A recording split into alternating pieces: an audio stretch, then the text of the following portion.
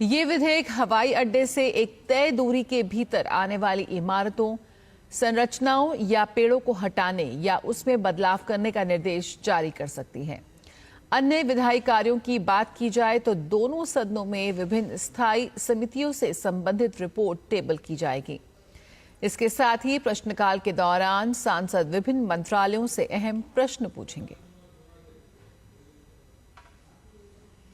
मणिपुर में आज से शुरू होने वाले विधानसभा सत्र को राज्यपाल ने रद्द कर दिया है और नई व्यवस्था होने तक एन बीरेन सिंह को कार्यवाहक मुख्यमंत्री के तौर पर पद संभालने के लिए कहा है। एक दिन पहले कल शाम एन बीरेन सिंह ने दिल्ली में केंद्रीय गृह मंत्री अमित शाह से मुलाकात की और फिर इम्फाल लौटने के बाद मुख्यमंत्री पद से इस्तीफा दे दिया। उन्होंने राज्यपाल को लिखे अपने पत्र में कहा कि मणिपुर के लोगों की सेवा करना उनके लिए सम्मान की बात है। भारत अत्याधुनिक सैन्य साजो सामान का प्रदर्शन कर पूरी दुनिया को अपनी ताकत दिखाने को तैयार है। बेंगलुरु के येलहंका में आज से शुरू होने वाले एशिया के सबसे बड़े एयर शो एरो इंडिया में दुनिया नए भारत की सैन्य ताकत और आत्मनिर्भरता की झलक देखेगी। एरो इंडिया के 15वें संस्करण का उद्घाटन आज रक्षा मंत्री राजनाथ सिंह द्वारा किया जाएगा। इस आयोजन में रक्षा मंत्रियों का सम्मेलन, सीईओ का गोलमेज सम्मेलन, भारत और आईडेक्स मंडप का उद्घाटन, आईडेक्स इवेंट, समर्थ स्वदेशीकरण कार्यक्रम, सेमिनार, लुभावने एयर शो और कई एरोस्पेस कंपनियों की प्रदर्शनी शामिल है।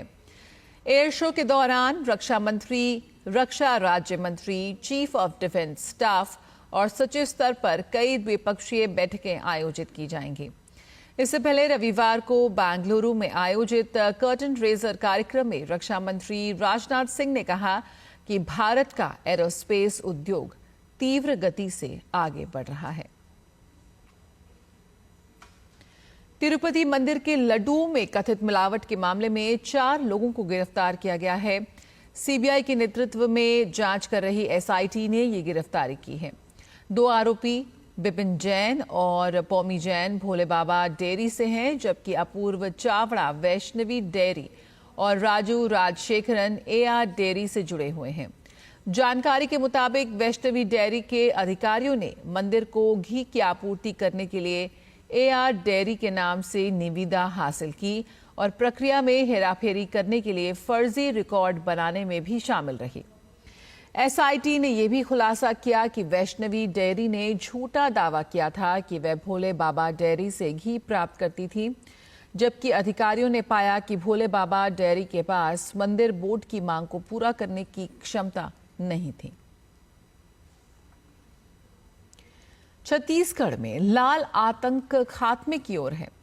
कल मारे गए सभी नक्सलियों के शव पुलिस ने बरामद कर लिए हैं। बस्तर संभाग के बीजापुर जिले में सुरक्षा बलों और नक्सलियों के बीच बड़ी मुठभेड़ 31 वर्दीधारी नक्सली मारे गए थे, जिसमें 11 महिला नक्सली भी हैं। इस मुठभेड़ में एक डीआरजी और एक एसटीएफ के जवान शहीद हुए हैं। सुरक्षा बलों की एक संयुक्त टीम नक्सल विरोधी अभियान पर निकली थी। घटनास्थल से भारी मात्रा में हथियार और विस्फोटक भी बरामद किए गए।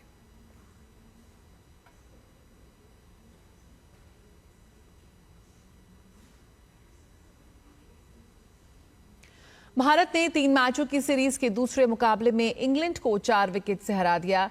इस जीत के साथ ही भारत ने सीरीज में अजय बढ़त हासिल कर ली है। मुकाबले में इंग्लैंड से मिले 305 रन के लक्ष्य को भारत ने 45वें ओवर में हासिल कर लिया।